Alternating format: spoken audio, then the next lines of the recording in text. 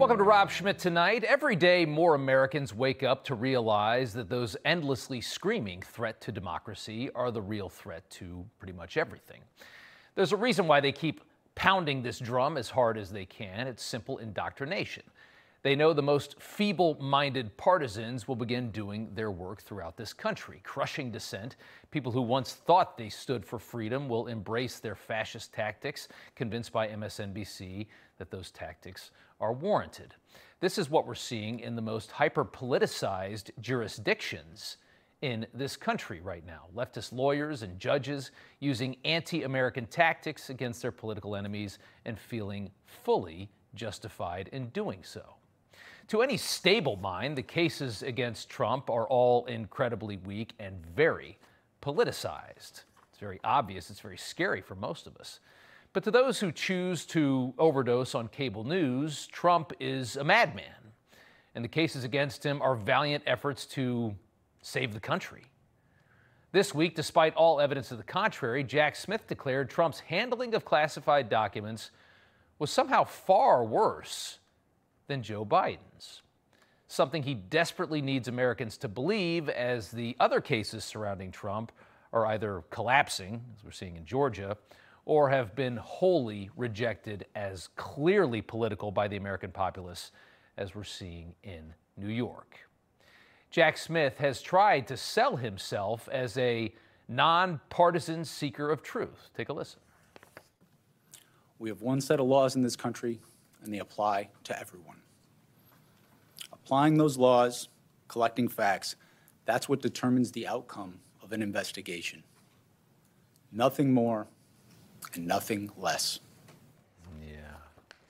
Now, for Jack Smith to make this claim about Trump's case being far worse than Joe Biden's in handling the documents, he relies purely on Trump's alleged attempts to obstruct efforts to get those documents back from Mar-a-Lago. Jack Smith wholly ignores the fact that Biden's documents were the only ones that were illegally obtained. Somehow, in all of this, that just doesn't matter. Smith then goes further. He's forced to ignore other evidence that Biden and his team lied when they claimed to have unexpectedly discovered Joe Biden's documents, and evidence that shows the team actually found Biden's massive stash of stolen documents more than a year before they reported them, allowing many with no security clearance access to Biden's many, many boxes of stolen classified documents. It appears likely the Biden team was working vigorously to evade a larger scandal, clean things up for a year before reporting this crime, which is what it was in Joe Biden's case. Minimalize a pending disaster for the president. After all, as this was all going on, Joe Biden was running around holier than thou, making comments like this. When you saw the photograph of the top secret documents laid out on the floor at Mar-a-Lago, what did you think to yourself, looking at that image?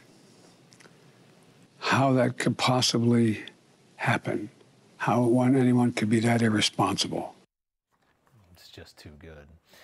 And yet somehow the damning evidence against Biden means nothing. Smith and the DOJ have given the flimsiest excuses as to why, and the Biden-loving corporate media lapped them up and parroted them to the brain-dead mainstream media-consuming public.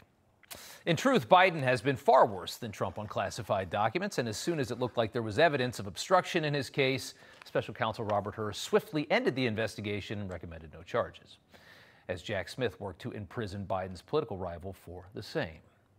We can all see how the game is played now. It's really quite sad to see powerful institutions that are so critical to this great country be corrupted for the political gain of such awful, transparently insidious people. But that's exactly what's happening. And even people who can't stand Donald Trump can see what's happening. Last week, the last person in the world you'd expect to defend Trump did just that in an op-ed in the Wall Street Journal.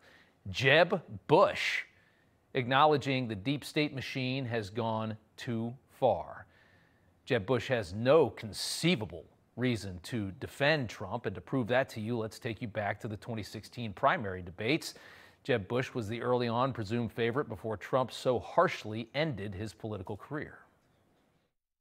And we need to have a leader that is Real principled. tough. You're never going to be president of the United States by insulting your way to the presidency. Let's see, I'm at 42 and you're at 3, so Doesn't matter. far I'm doing better. Doesn't matter. So far I'm doing better. You know, you started off over here, Jeb. You're moving over further and further. Pretty soon you're going to be off the end. Obviously, the war in Iraq was a big, fat mistake, all right? It was a mistake. The war in Iraq, we spent $2 trillion, thousands of lives. We don't even have it. Iran is taking over Iraq with the second largest oil reserves in the world. Obviously, it was a mistake. So George Bush made a mistake. We can make mistakes, but that one was a beauty.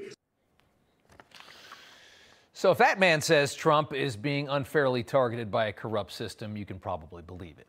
Bush, citing cases against both Trump and conservative tycoon Elon Musk, says the U.S. has the best system in the world, but 2 unprecedented legal decisions against Trump in Delaware and Musk in Trump in New York, I should say, and Musk in Delaware, call that into question. In both cases, judges have ordered massive, punitive judgments on behalf of dubious or non-existent, quote, victims. Bush warns if these rulings stand, the damage could cascade through the economy, creating fear of arbitrary enforcement against entrepreneurs who seek public office or raise their voices as citizens in a way that politicians dislike. Very well said. Trump's case, as you know, penalizes him $450 million by essentially criminalizing his own valuations of his own assets. Ignores the fact that his bank, the alleged victim, signed off on those evaluations and elected to take risks on Trump based off those evaluations, and then ended up defending Trump in court, his bank did.